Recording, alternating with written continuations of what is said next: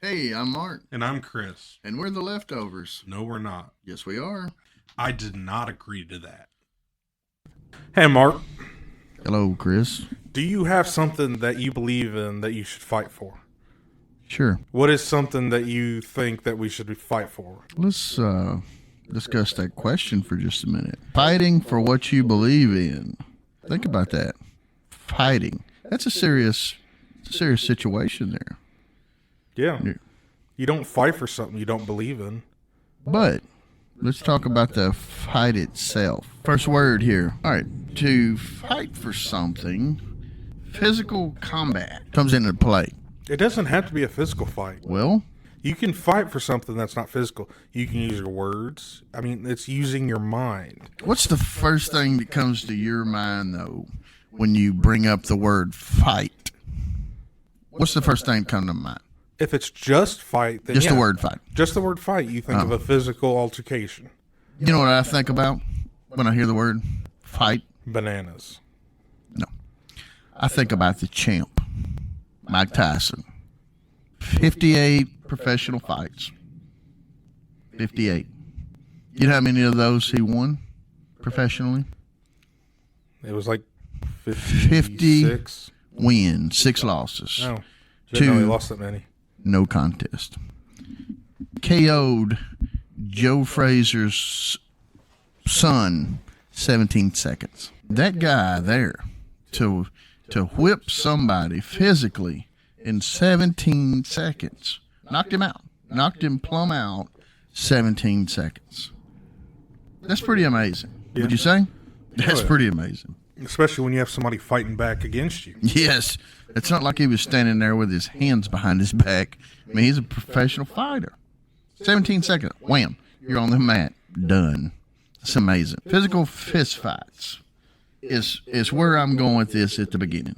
Okay. All right. I see where you're going. And it's good. We can go both ways on this subject. But I guess we're going to go your way. Physical fist fights. Necessary at times in life.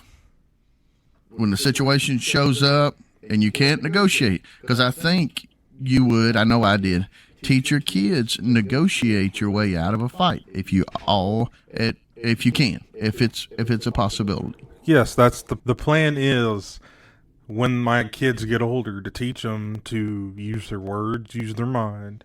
But if you can't come up with a conclusion using those two, and you can't get out of the situation, your fists might be the only thing that can.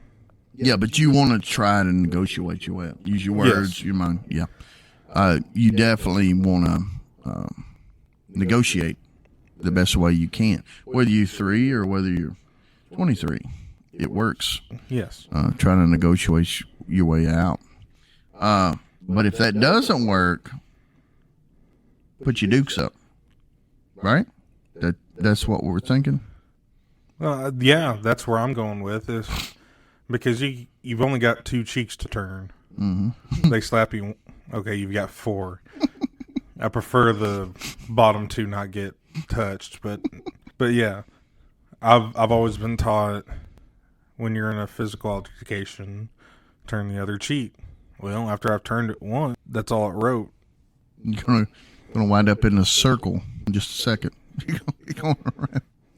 But I want you to think about this. Once negotiation has all went away and you put your dukes up, there are consequences to putting your dukes up. There's consequences to everything. You're exactly right. Consequences here, though, cuts, teeth knocked out, ugly, bleed. And then that's not even talking about punishments for that. Okay, think about it this way. When you hear somebody says that there's consequences to what you've done, what do you think of? You think of the consequences are something. When you hear the word consequence, you always think of something negative. Mm-hmm. Most of the time. Most of the time, yeah. When someone says, "Oh, you've got to think about the consequences," you don't usually hear that when it's something good. It's always when they want you to think of the negative things that can happen. But consequences are good and bad. Mm-hmm. Right now, I just wanted to look at ones that are negative. Negotiations went away, fixed to put the Dukes up, and we think about the instant consequences. Probably ain't going to be good when somebody hits you in the eye with a fist. Those consequences aren't going to be positive. Long term, they could be positive because that hit in the eye at 8 years old could change your way of working with folks. You're like, I don't want that to ever happen again. So you negotiate really well after that. That's just one consequence. I mean, get your tooth knocked out, get your eye blacked. You know, you can figure out what all the consequences instantly would be. And I can't think of one of them that would be instantly good. That'd all be negative. After that, punishments. Whether it's you're young enough for parents to give you one, or you're old enough for the justice system to give you one. Because, you know, they look at it kind of the same way. If you've hit somebody in the nose at the grocery store because they took your parking spot, you know, there's going to be a consequence for that problem. I'm just saying. So since the name of the show is Fighting for what you believe in, what are some of the things worth fighting for? To me, my children, my faith, my family, everyone has something that they believe is worth fighting for. And not everybody believes that the same things are worth fighting for. So you probably wouldn't fight tooth and nail for my family, but I would. You don't know that. Would you fight tooth and nail for one of my kids? Well, for a tooth or a nail? Nail. I don't know if I'd fight for a nail. Tooth, maybe. So growing up, when I was taught, you fight tooth and nail for something. What is that? Tooth and nail. What does it mean? Tooth and fingernail? Yeah. Tooth and 16 toenail, penny nail? Tooth from a saw? Okay, when you're getting pulled away, say like in a horror movie, when someone's pulling you away, what do you use to try to pull yourself away? Teeth. You use your fingers. Fingers. You use your nail. Your nails are what you dig into, whatever. But that's not, when you're talking about beliefs, you're talking about, when I was thinking about this topic of fighting for your beliefs, we are in a day and age where the small minority of people that are in the streets, yelling, screaming, causing problems, they're using what they can to trying to put across what they believe in, what they believe is the correct way to go about it, and you don't really hear the other side making any noise. Okay. You brought up a point. You said a small group Minority of people that are causing a ruckus. Yes. So what are we saying about that small group? That their voice, we have too many people who are not willing to step up and... Are you telling the small group they're wrong? Is that the point here? I don't understand. What I'm saying is we need people... Because the way I look at it is you're saying the small group that just crashed into the local grocery store because whatever reason, fill in the blank, are getting a voice versus who? I don't understand. Okay, well, let's use real life examples. You have the group of Antifa. Antifa? Mm-hmm. I'm going to use real life situation. I'm not going to make Anti-fascist. something up. I'm going to use real life. You have groups like Antifa that go summer of 2019 or maybe the summer of 2020. You had them and their different sects, whether it was in Portland, Seattle, New York. They were comparative to the United States as a whole was a very small group going through these cities and destroying everything. And you would think that the majority of people would stand up and go against these people because they're destroying businesses where people have to work. They're destroying people's homes. Now, the destroying the businesses, I will never understand that. I think very highly of other people's belongings. And I think destroying them is just wrong. It's not your right. It never should be or ever will be, in my mind, the right to somebody come and destroy your personal property. But what they came out and talked about was, oh, we're going to this Target and stealing everything out of it. Where, no, I don't like Target, but no, you shouldn't be going in, even into these big box stores, you shouldn't be going in and ransacking the place. But they were not only doing it to Target or Walmart or wherever. They were doing it to small mom and pop businesses. I don't think it matters. No, it doesn't matter. Destruction. But what I'm getting to is at a small mom and pop store, you're not hurting some bigwig that's up in California somewhere or up in upstate New York. You're hurting somebody that lives in that community, was hurt by whatever happened just as much as the guy that's down the road, because it's part of the same community, but they're destroying that community. Okay, so stay on topic. I'm staying on topic. Fighting for what you believe in. So the way I'm looking at what you're saying is that small group is fighting for what they believe in. Yes.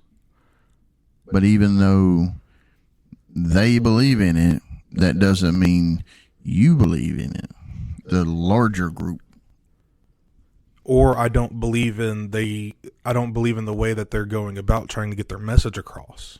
What do you think they have as a message? Their message was that, I mean, it's Antifa or Black Lives Matter coming out and saying that black people are oppressed and our government's fascist. And do you feel like white people are oppressed? No. If you did, you being larger group than the smaller groups, would you want to protest? Would you want to? No. There's a difference between protesting and rioting. Agree with you 100%. If the people that want to use their voice and protest and not destroy, just because I don't agree with them, I'm not saying that I don't believe that they have their rights. They have all the rights. Yes. They've got all the rights I have, and I'm perfectly fine with that. Mm-hmm. If people want to go out there and talk about these things and have a dialogue, that's fine. But when it comes to destroying and looting and all that, I have a disagreement with that. Yes. I guess for myself, I remember growing up and hearing stories about churches standing up for things that they believe in, and me being a Christian in this society that we are in today, I don't see the church standing up. And you think that just started? No. I think it's been a regression? Yes, I think where we're at right now. Okay, if we're going to get into today and the church and all that, yes, I believe the church is in a regression, because I'll give it about 25 years, the church started its regression from where I see things. Because you couldn't see it 60 years ago. Because I wasn't alive 60 exactly. years ago. I can look back at history. You can remember 25 years ago. I can't hardly remember. I remember 25 years ago. I can't remember last week. I can't remember 25 years ago. So, but what I'm getting at is we are in a society where we are looked down upon if we don't believe a certain way. Who is shouting the loudest? This is the way, because you just said if you don't act a certain way, then you're looked on differently. Who is putting the this is the way you need to be, or we're going to look down on you. Who's shouting the loudest, if you will? The who shouting the loudest is, I would have to say, the media. Not just news, but... Because they have longer legs. They can run faster. I mean, they can run faster. They can run farther. Yes. I mean, you get all these TV shows. With you and I, with our podcast, we got a couple of hundred listeners. Nothing major. A couple hundred. The news media, they don't even have to blink for a few million. No, because they're propped up. Because they're all a part of the same group that gets propped up. They prop each other up. And so you have the old, I guess you could call it mainstream media. You can call it that. Okay, the old school news that's on TV, CNN, Fox, is being propped up by these, I guess you could call it new media like YouTube, Facebook, Instagram. They are giving... I think it's funny you think CNN is old school news. Why is that funny? I mean, do you know how long they've been around? No, I don't. Okay. How long has CNN been around? Look that up. So, yeah, you're 100% right. The news media have legs. They can have an agenda. Now, where that comes from, I'm not sure. But someone believes that what they have to say is more important than what the next person has to say. They're fighting for what they believe. And it's hard when you're on the other side of the majority, if you will. It's hard when you're the little guy listening to the big guy. Difficult when you're a 6-year-old and your dad says, go clean your room up. Whether it needs cleaning or not. It's hard. So when the larger conglomerate, the news, has something to say, they're going to say it many ways, many channels, languages. They're going to have something to say. They're going to put it out there on your commercials, on your programs, on the news itself. They're going to put it everywhere they can. And eventually, I think the idea is just cover with the agenda. Cover as large of an area as you can, and somebody's going to they're going to grab it. That's going to be the way they believe. Because this is kind of off subject. I watched a man go from zero political affiliation, zero, and when I mean zero, that's like not 0.1, that's absolutely zero affiliation, to a staunch conservative Republican supporter. I mean, 100%. And how long did that take? About 6 months. That is the climate we are in. He was so saturated with that side that everything he listened to,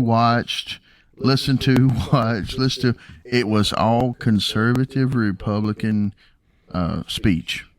And he grabbed onto that, and that was who he was until the day he died. That was him. Rest his soul. And that's what I was talking about a couple weeks ago, that the people look, if I can stop using double words. Hey, they work just like single ones. The people twice as good that others look up, that everyone looks up to nowadays, isn't a sports star, is not. No.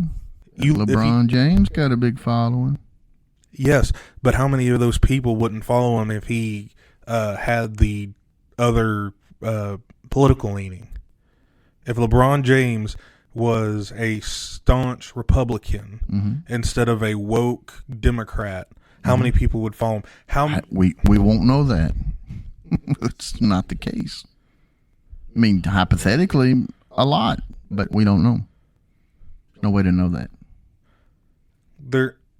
There is somewhat of a way to know that. No. Yes. No. You can say no, but I can come at you with Yes. answers that are. There's no, you can't equal LeBron James with a conservative NBA athlete. You just can't do it. I don't know. I don't know that one exists. Here's what I'm coming at you with. There have been studies, and there have been people that go through and work for these companies that have been quote unquote whistleblowers, talking about how the Twitter, Facebook, Instagram, their algorithm, and TikTok, their algorithms work to push away the Republican conservative view to prop up the leftist Democrat view. And you think that... And so what I'm saying is, if LeBron James, being the big star he is, was to push forward right-leaning conservative views, he would not have as many followers or whatever, because the things he says is not being propped up by the companies that are giving him all these views. No. You can say no, but that doesn't mean that you're right. You have the right to be wrong, and in this instant, you are wrong. No. And I will admit I am more of a right-leaning conservative. I'd have never guessed that. Yeah, I know you would never guess that. But I find that I'm that way not because of a political person or whatever. It's just straight from my beliefs of being a Christian. To be able to feed my family, or to own my car, or to do whatever, is through the works of my own hands. It's not to want something from the government. I have a question. Okay. Do you think, in your situation, that it's just easier to be a conservative? What do you mean? Do you elaborate?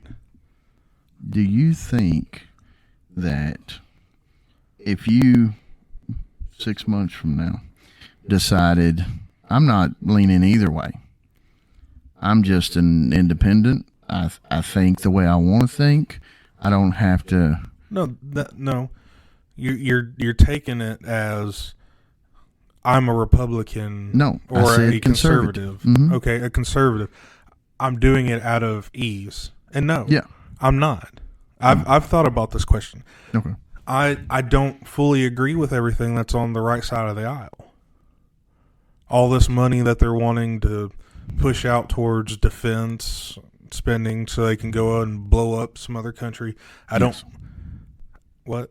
I said yes. Yeah. Mm-hmm. Sorry. I don't agree with that. Yes.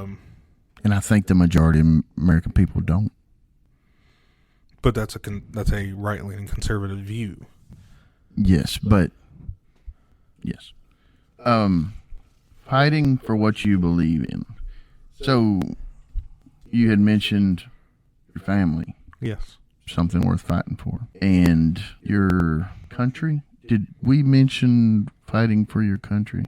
I don't recall. No, I didn't. I never. I'm not at a point where fighting. Your country, your family, your job, belongings, your rights, faith, food. These are all things. Consider for a second. Would you fight for each one of these? And I left one out on purpose on my list. Neighbor. Your neighbor. Would you fight, I think your words, tooth and nail. Would you fight for your neighbor? I asked that question to you at the beginning. Would you fight for my family? Yes. That's what I said.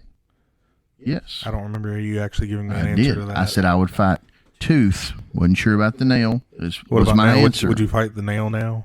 Well, my answer, the reason I saved it is because it's on this list. Okay.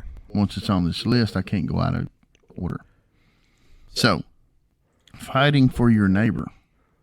I look at it like loving your neighbor. It's something we, as Christians, are commanded to do. Love your neighbor. So, if you love someone, I believe you would fight for that someone. So, fighting for your neighbor sounds like we're almost commanded to. Almost.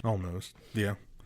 It's not full out put out there, fight for your neighbor, but you are to love your neighbor as Fight yourself. for your right to party. Fighting for your neighbors. Well, fighting for your country and your family, your job, these other things I mentioned.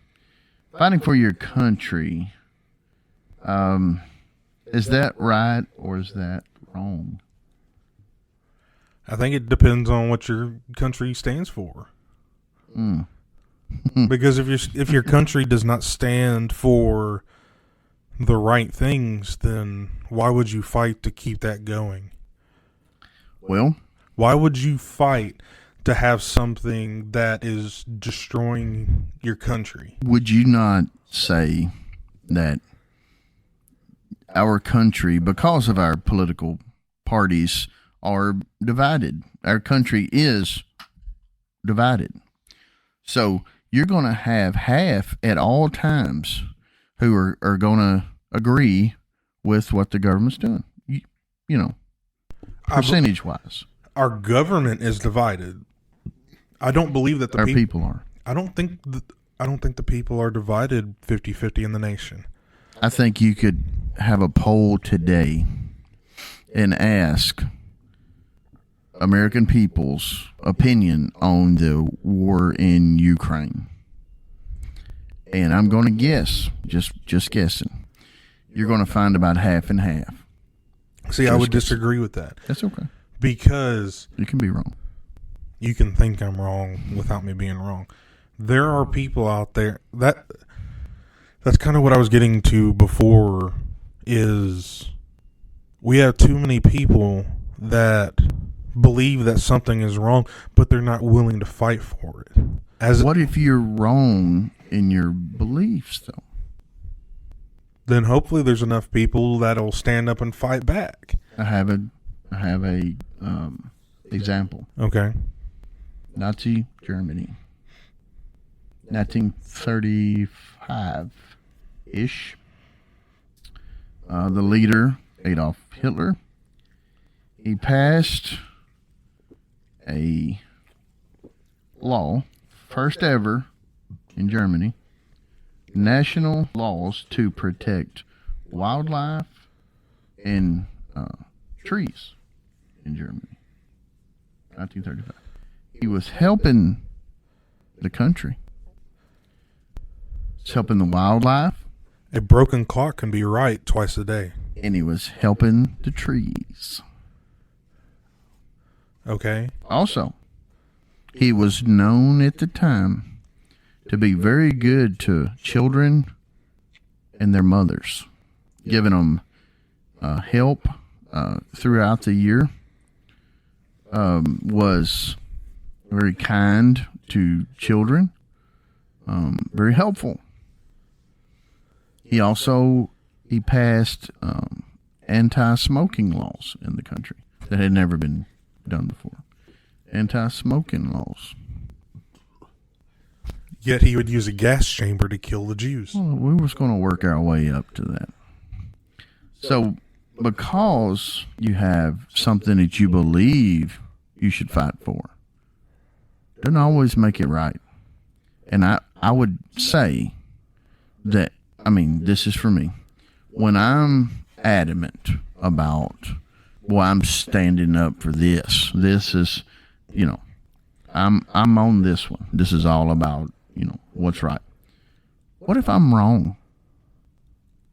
I'm not going to know it. In my mind, I'm going to be right. I'm going to guess in Adolf Hitler's mind, he was right. Still, it's not right. Okay. But there are still certain things that just because there are things that are objectively right and there are things that are objectively wrong. Objectively wrong. Something that'll kill 6 million Jews, like what Adolf Hitler believed, that Jews were the scum of the earth, and so he decided to kill them all. That's objectively. You have to be mentally unstable Which I believe he was. You have to be mentally unstable to believe that's right in any objective. Yes. And we'll go to the future now. Uh-oh. To where we are today. Marty. Transgenderism. Marty. Transgenderism is wrong. No. How many and that people do you really think that affects? Let's be honest. How many lives in America? 300 million, something like that. I don't know the exact number. It's 330 million. 330 million. 330 million. How many people do you think that honestly affects? And you could probably use their families to go with them. How many people? Million? Tops? Maybe? Out of 330 million people, we got maybe a million. I'm probably stretching it. Maybe. Okay. And so just because it's a small group of people that it is hurting and maiming, we shouldn't worry anything about it?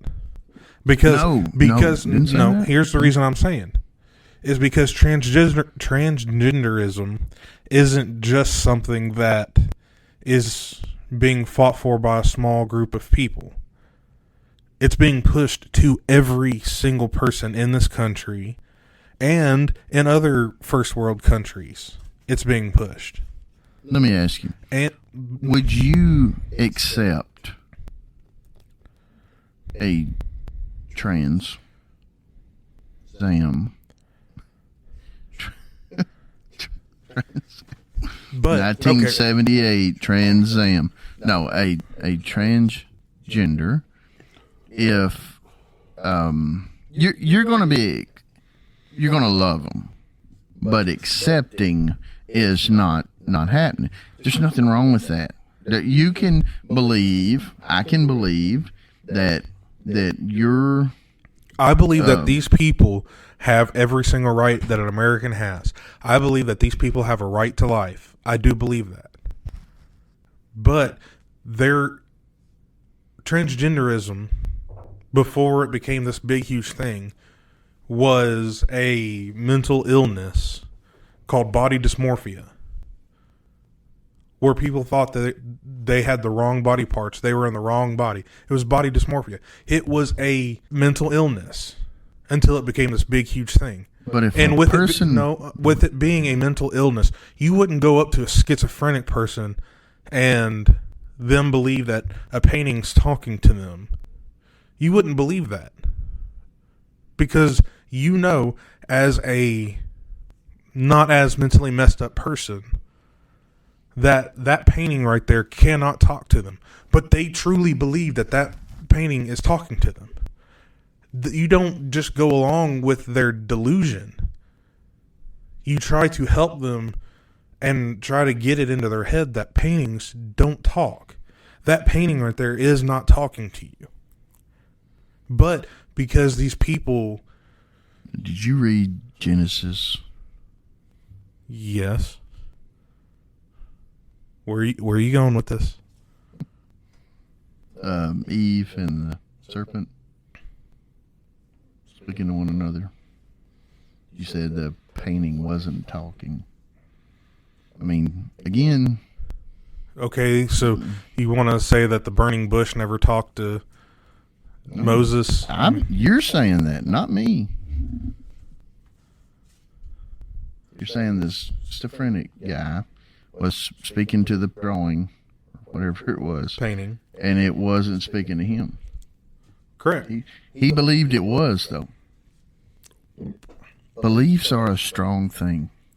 Whether you see it the way that person sees it or not. They're a strong thing. They are worth, and people will and have and will continue to fight for those beliefs.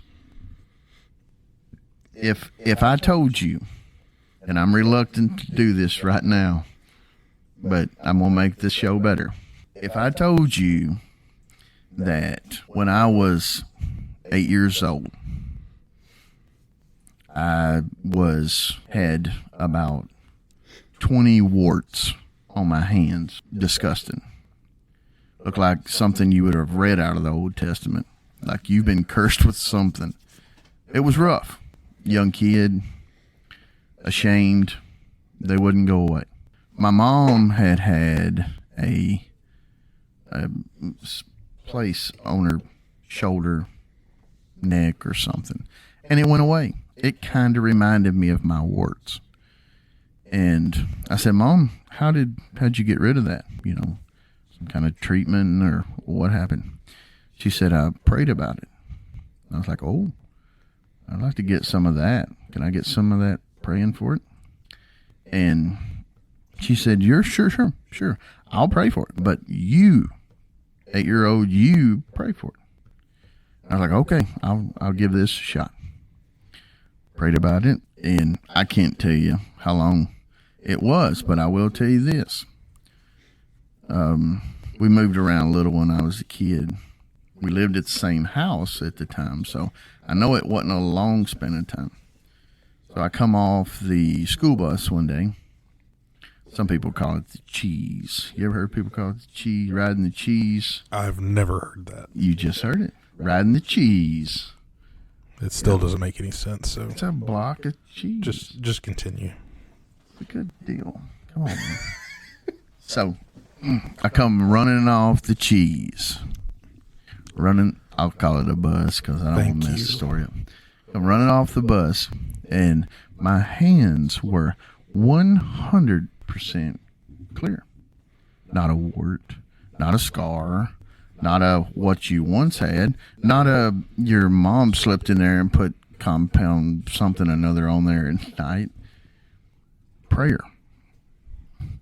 And to this very day, I believe that prayer works. I saw and here's the thing. Most people that I tell that story to, in their mind, they're figuring out every other way my hands got cured. They are. Every person I've ever told, I can see it in their eyes. They're like, well, you're 8. Maybe when you're 8.5, it was going to go away. I want you to look at me, and do I think that? I can't read people like I once did. You just look hungry. That's an honest assessment, yes. But no, I believe that happens. Yes. Prayer is a strong thing.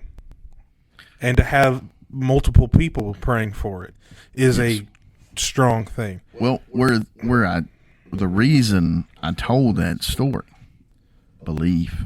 I believe I was healed. All right? Nobody can tell me any different. All right? The man you were talking about, talking to the wall, you cannot tell him at that place and time that painting is not talking to you, because he believes that painting is talking to him. I think as a people, if we would look at other people's situations and realize they're just as adamant about what they believe in as we are. You are, I am, everybody is. They're just as adamant as you are. And take that in consideration. It doesn't make what they believe right or wrong. You don't have to start saying tomorrow, hey, I'm 100% behind the weed act. Everybody gets weed. You don't have to be. Everybody has weeds in their yard. I do right now. I hadn't had a chance to mow this week. But you don't have to be 100% behind them to say, hey, you've got your beliefs, I've got mine. And I stand behind you having the right. I didn't know you were finished with that. You didn't know that was a period? You thought it was a comma. It was a period. Well, you looked like you were going to keep going. But I was, and I forgot what I was going to say. But what I'm getting at is people can believe what they want to believe, but there are objective truths. Uh-oh. Not everything is black and white, but there are things. Is it now? But there are things that are black and white. There's usually a gray area in all this. I'll go back to the transgender thing. I don't like gray areas. With the transgender thing, okay, I'll even go back further than that. When gay marriage, I'm not a proponent that homosexuality is right, but the people that were fighting for it were adults fighting for adult things. They weren't going after the kids. Whereas with all this transgender stuff, they're going after kids. You're finding people promoting LGBTQ crap in schools, and that's objectively wrong because you're taking something like LGBTQ, which is about sex, and putting it towards little kids. It's really about a lifestyle, though. I think you could be abstinent, and still gay. But what is it to be gay? To love the same sex. Sex. Same sex. We just call it that. Male, loving one another. Love. But the thing is you and your hand motions. Well, I can't say that. You can. I mean, No. we'll just have to put the explicit thing, yeah. Explicit box. But I think you can be abstinent and homosexual. okay. So it's splitting hairs. Yes. It's probably a smaller percentage than anything else we've talked about, but it's still a possibility. I mean, do I uphold same-sex marriage? No, I don't. Do I uphold a gay lifestyle? I don't. But two consenting adults doing adult things, whatever that is, I don't think a heterosexual couple would go out and tell, here it goes again, John Q. Public, what they do in the bedroom. It's nobody's business. It needs to be kept in the bedroom. So as long as you're living that kind of lifestyle, more power to you. But you're saying that the trans situation is affecting children. Now, I do think that as far as children getting changed from one sex to another at a young age, I believe that is wrong. Can I stop you right there? You could, but I'm not going to stop. But I think when you stop me, I'm going to keep talking. But I think at a young age, mind is undeveloped. You're still developing to say 23, 25, whatever that looks like. And when it comes to sex, what's a 6-year-old, 7-year-olds know about their sexual, who they are? They don't know that. So they're having an adult, usually a parent, telling them, you're more like this, you're more like that. That's child abuse, my opinion. I wouldn't say that's your opinion. I would say that's a fact. That is abuse. That is my opinion. It is your opinion, but I also believe that is a fact. Apparently, it's also your opinion. I guess you could say that. But there are people that they don't think like we do. They have a total different mindset about it. Maybe they were abused as a child and don't want to be a, whatever sex anymore. They want to be something else. They want their kid to be something else. And it just doesn't sound healthy. Hey, I'm all about people having their rights. The right to have children, maybe we need to look at that a little closer. But, I do think many people are very adamant about many things. I said absolutely nothing right there. Fighting for what you believe in. Your job. Would you fight for your job? If the boss of our 100 employee work, the boss, the president, if you will, the CEO. The CEO says, Chris, you're no longer sorting cogs. No more. You're no longer the cog sorter. we've got a new guy making half your money that is now going to sort cogs. Would you give it all you got to keep your $6 an hour cog sorting job? $6, man. Come on, man. I wish I made that. I mean, yeah, I would fight. Well, the new guy's only making $3. I would fight for it, yeah. Because that money is what I feed my family with. Exactly. Diapers, food, shoes, if you got any. I mean, jobs. I mean, people say, I'll just get another one. Well, once you learned to take the cogs out of the box and put them in the next box and ship them down the line to the next person, everybody's brain is lazy. It wants to resort back to lazy. It wants to resort back to what it knows. What it knows. And you know how to sort cogs.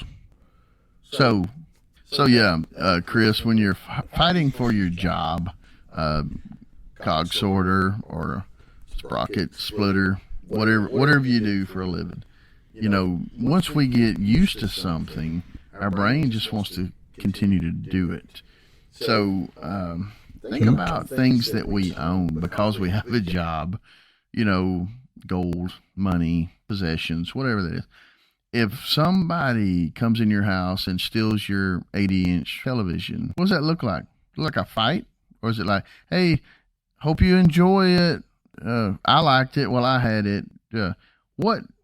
Where does that go in Chris's mind? Because hopefully that never happens.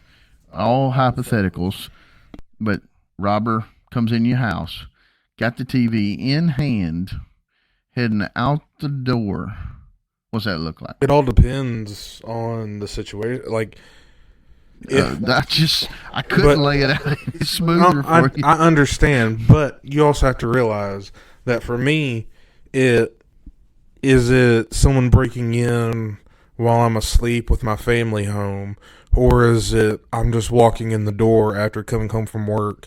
Take your pick.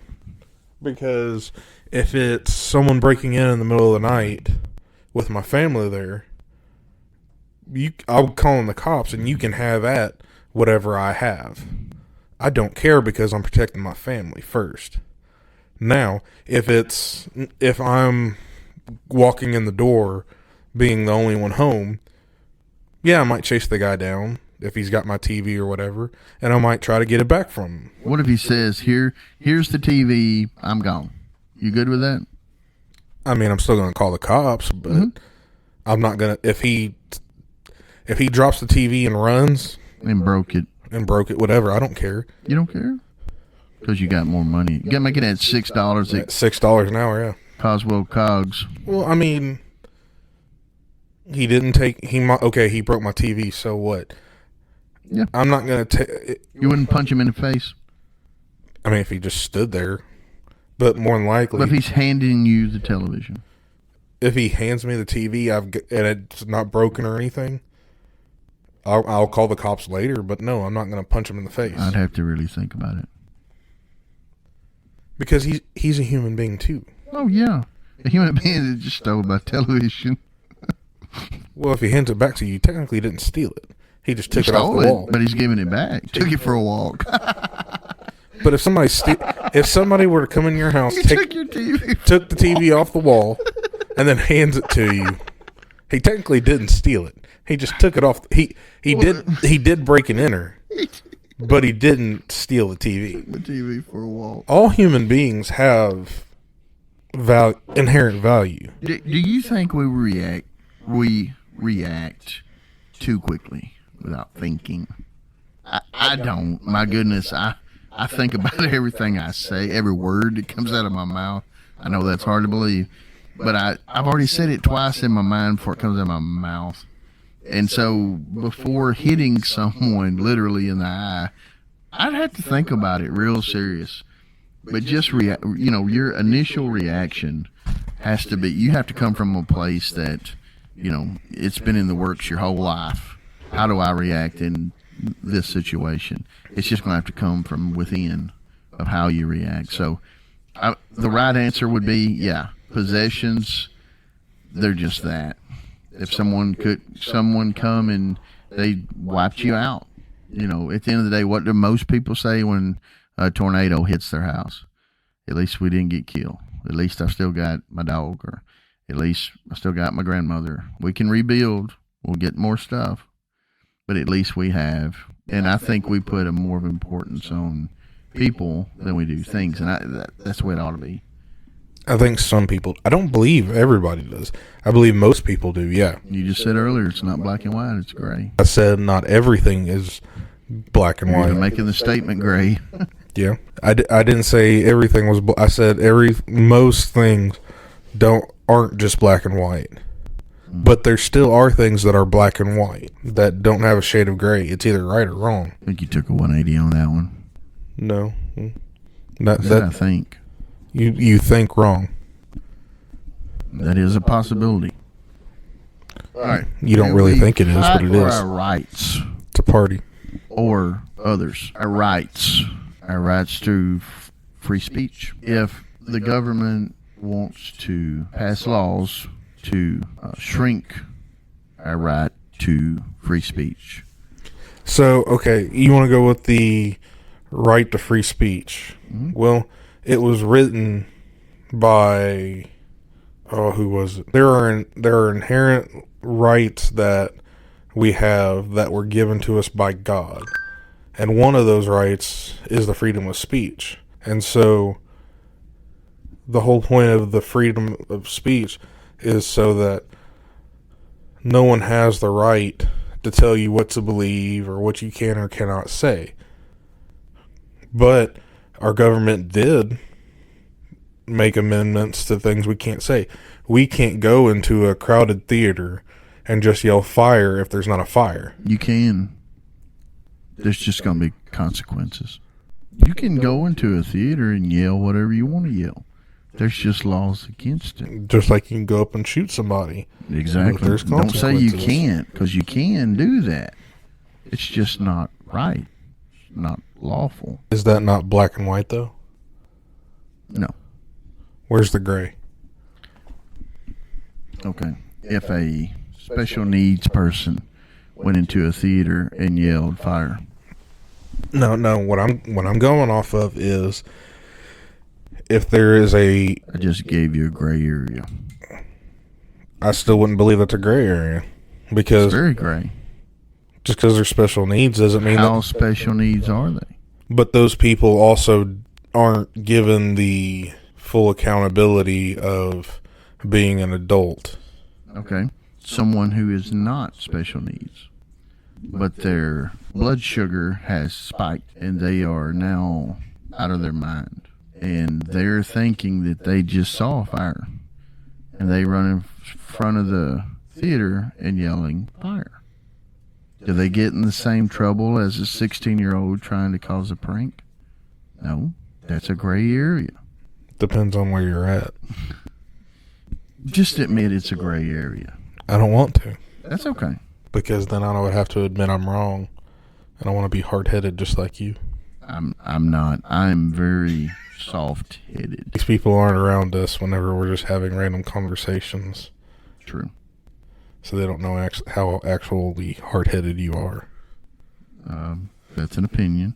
There's a gray area. That's a truth. So if the government wanted to take away our right to have guns, which they do, they do not.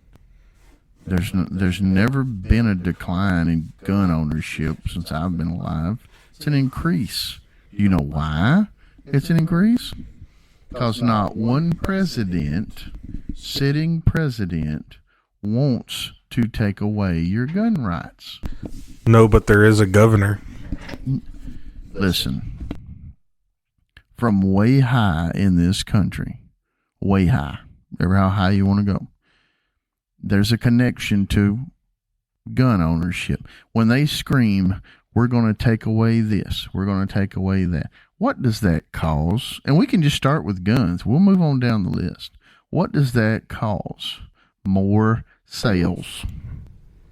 More divide. more sales. And more of a divide. Okay, forget the divide. It's about money, okay? There's more sales when any president yells, taking this, taking that. Ever what? There's more sales.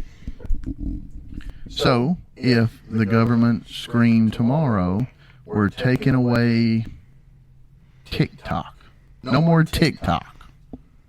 What would there be a run on in the next 24 hours? Not Tic Tacs, but TikTok views.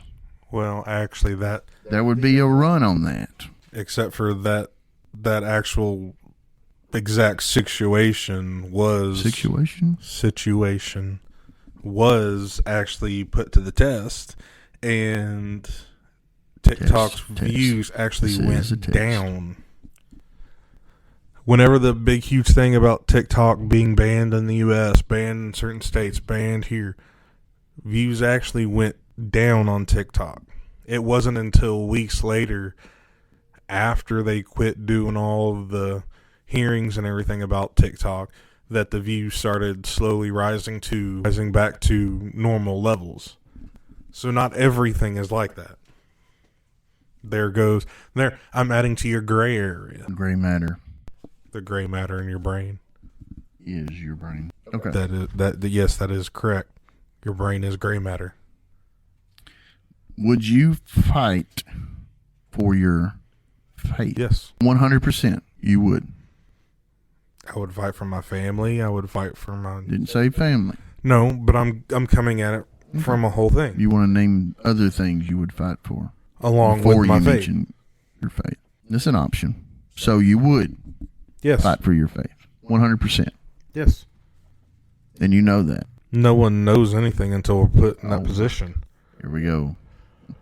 True, but we hypothetical the crap out of everything. I mean, if you want to be hypothetical, yeah. If someone held a gun to my head and said, if I don't denounce Christ... Let's don't go to the gun just yet. No, I'm not going to guns. I'm saying, though, you said, would I fight for my faith? Yes. If someone held a gun to my head and said, if someone held a gun to my head and said, if you don't denounce Christ, then I'm going to shoot you in the head. Do you think you would not denounce Christ? I can say right here and now, no, I don't believe I would. I don't believe you would. But we won't know until... What if? I mean, we won't go hypothetical. What if? Okay, because I know how people work when they talk about themselves. What if the gunman says, I'm going to kill your child if you don't denounce Christ? Exactly. So I would say fighting for your faith, what you believe in, you would probably punch somebody in the eye. You might even let them shoot you.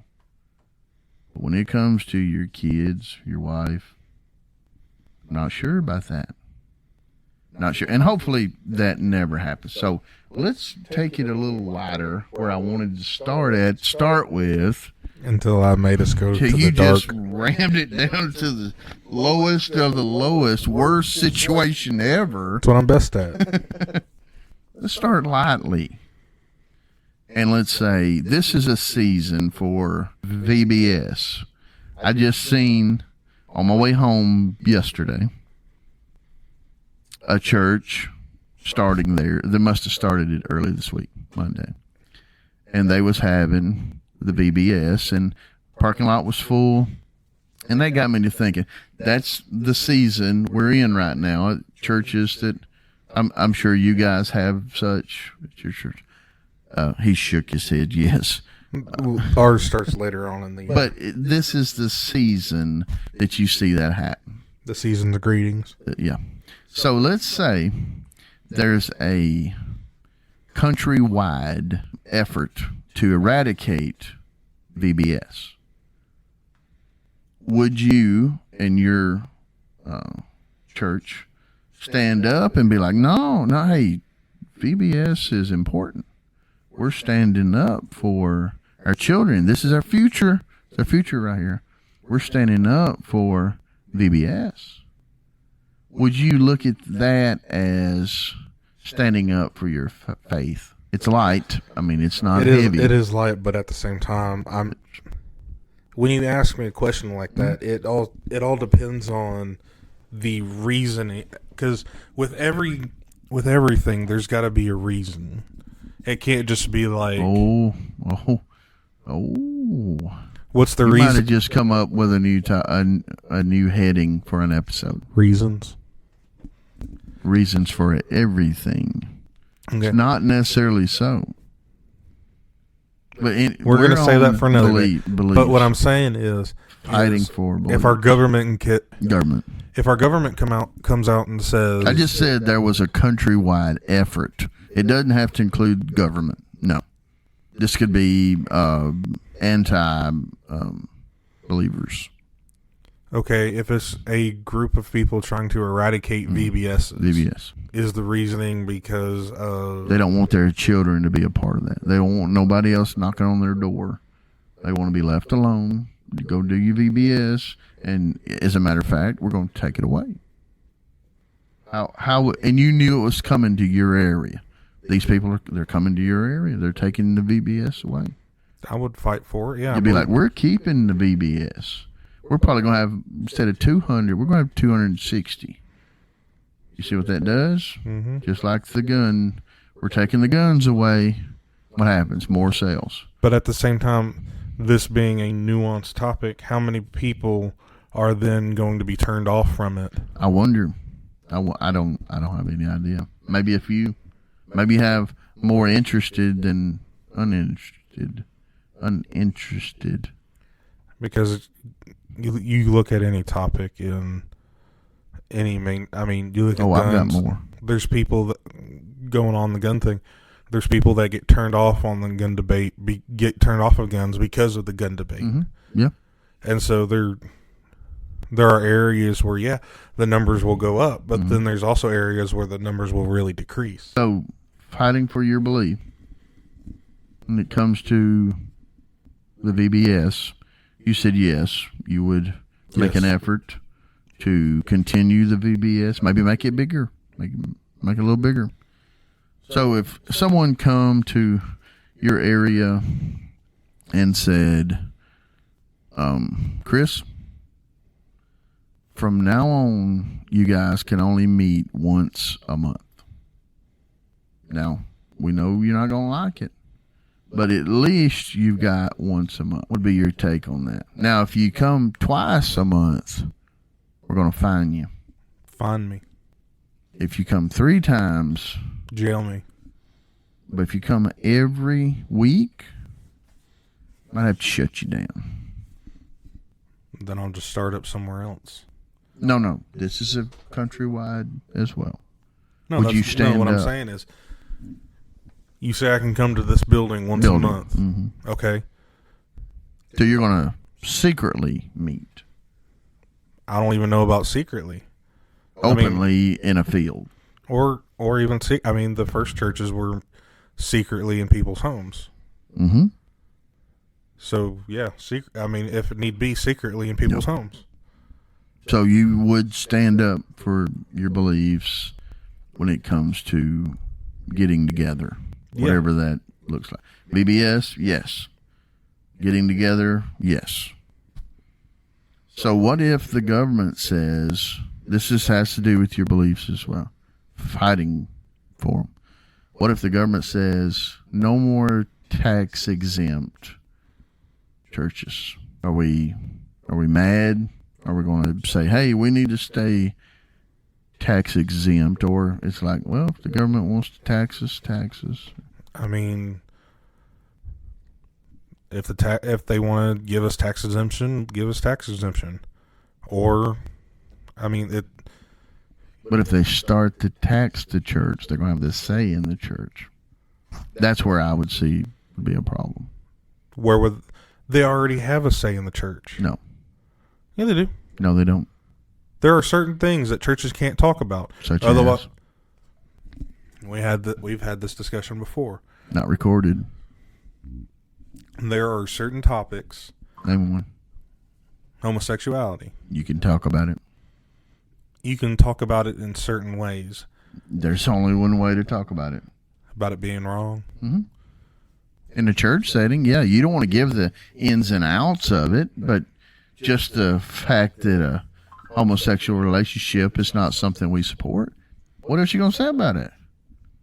Say what the Bible says about it? An abomination in the eyes of God? You're going to say that?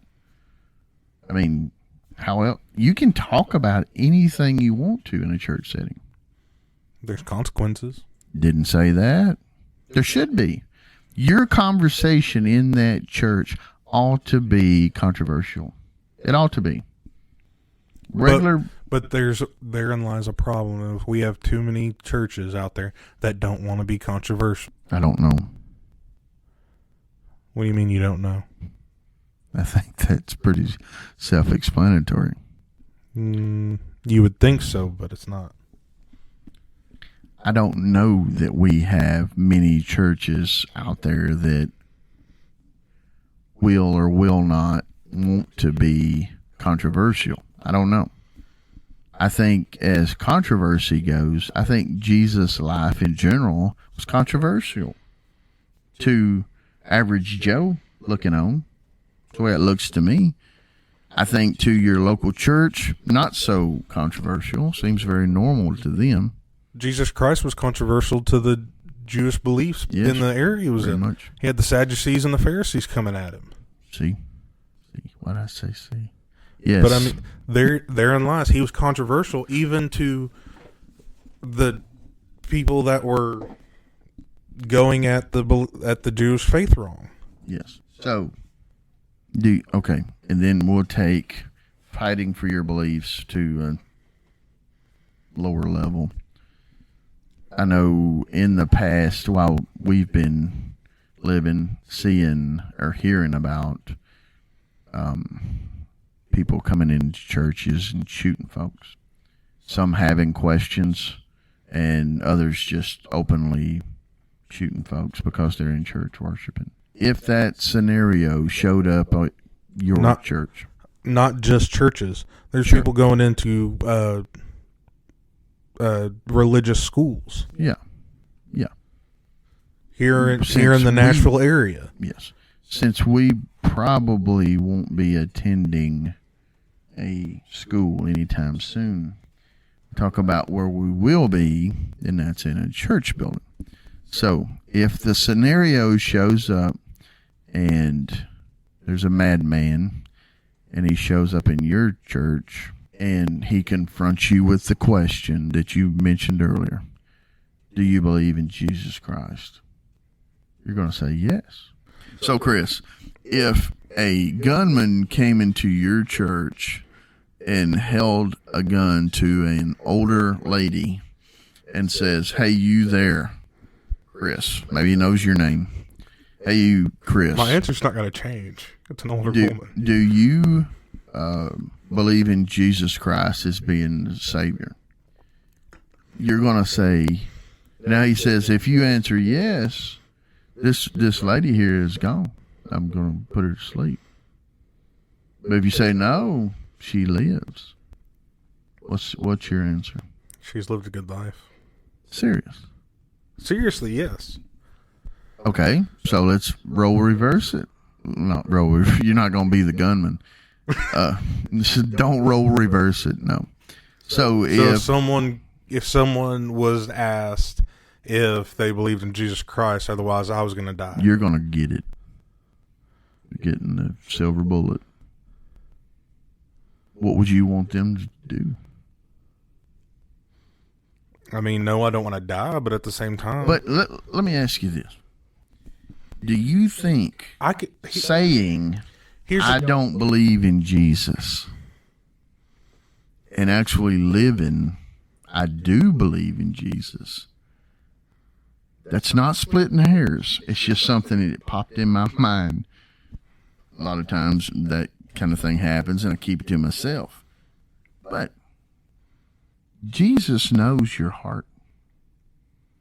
And whether you say, I believe in him or I don't you think he already knows? Well, don't you think Peter already knew when he denied Christ 3 times? Are you saying it for the gunman or the other people? Who are you trying to, let's say, impress? I hate at the that point scenario. in time, who would I hate the scenario, but now that it's here, Well, here's an example of it actually happening. It's Peter. Peter was told he was going to deny Christ 3 times before the rooster crowed, and he did. okay, but we're talking about Chris in the church, gunman. That's where we're at. So if you told the gunman, but no, it's- I don't believe. But it goes back to what I told you earlier. Jesus knows your heart. Sitting here without it happening to me, Sure, I can give you an answer all day. Throw that around all day. But unless it's like an actual thing, I can't give you a real honest to God answer. I would like to say yes, that if But there's no real way to know. no, not without it happening. And let's hope it does not happen. Oh, I don't want anything like that to happen. Fighting for our beliefs. We've talked about family. We've talked about possessions. Talking about our neighbors. Belongings, that's possessions. Your rights. Your faith. What about your spouse you're married to? Do you fight for your marriage? That would be you, not so much me. Do you fight for your marriage? The way I would come at that is your marriage is ebbing and flowing every day. It's good, it's bad, it's good, it's bad. And that was the last hour. So if you don't stand up for your marriage, who is? Who's going to? There's only 2 of us. Only 2 people in it. And you better be doing your half of the work. No, it's not that. It's not a 50. Everybody wants to say marriage is a 50-50 thing. No, it's 100 and 100. If you don't put everything in You your can't marriage, put 100 and 100 together. That's 200. When It's you say- 50 and 50, that makes 100. Such as when people says, I'm going to give it 110%. You can't.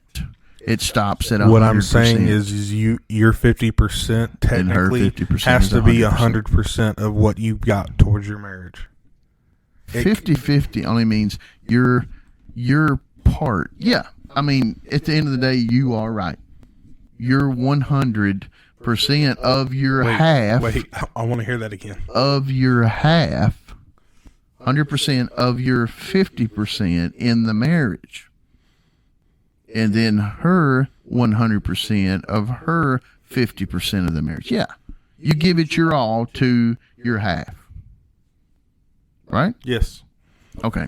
So as people, the world, things, jobs, fill in the blank, try to tear your marriage apart, are you willing to fight for that marriage? Are you talking to me personally? Yes. Yes. There's no one else in the room. My wife and I, before we got married, we sat down with each other and we both reiterated to each other that we are taking the vows till death do us part very seriously. Yes. We are going to give everything we have to our marriage. But at the same time, I can somewhat hold her accountable, but at the end of the day, if she doesn't want to be accountable, I can't stop it. But that doesn't mean I can't put my 100% in still. No. That's exactly what I wanted to tell you. You can still put your 100% in of your half of that marriage. You can't put her 100% in. Only she can do that. And I tell you this because I know. If you don't fight for that marriage, you're 100%. You can't really worry yourself about if she's giving her 100. You can only pray, hope, try, But all you can do is what you can do. When people say, well, I love her. I love her. hey, that's great. You should. You married her. You ought to love her. Love only lasts, only. There are different types of love. As you Well, move we're talking about a husband-wife love. Well, no, That's even really no. not I'm talking about even in there. There are different types of love, even going through a marriage. You start off your marriage, you're in that romantic. Like that's called lust. You're in that lustful type of love. Yes, you are. Boy, ain't that fun. Yeah, that's the fun part. You'd fight for that. But then, yeah. Hey, right. But then you start way getting. back. Then you start getting into the. There's actually a name for it. I can't think of it right now. I was listening to somebody. Probably something to do with children. No, it's. Because you love your wife different after she has children. Yeah. It's a different deal. There's different stages to your love and your marriage. It's like in the beginning, it's the romantic stage where it's sex all the time. You're wanting to be all over each other. And then you get to the point where you start getting used to each other, and that infatuation with each other starts to dwindle, but you still love her. Then there are the people that have kids that, yeah, that love changes again. And then as you're taking care of those kids, that love still changes. And then you move. Then once those kids move out, it goes back to a whole different type of love, because I think that'd be and I haven't quite, and I won't be able to go through that, but when your kids do leave and it's just, I've known some couples that have lived through it. My mom and dad lived through it. But some other ones I had on my mind that once the kids are gone, something that may keep problems and situations at bay, now it's just one-on-one. And those problems and situations might now come up. And I'm going to guess that may be one of the most hard times in a marriage is when you're going through that. Maybe hard to fight for at that point. You might be like, I don't want to fight no more for what, for this. I mean, if she's going to not pay me any attention or, ever how life looks for you at that point or anybody else, that might be a hard time to fight for a marriage, really, because you're probably a little bit established. You've each been working for a minute, got your kids out of the house, maybe financially you're in pretty good shape, and I will warn you, that can be trouble. Finances in shape sometimes equals real problems showing up. But as long as, if the couple there, kids have left the house, it's just husband and wife, I look at that to be a healthy time, but it also be a very scary time.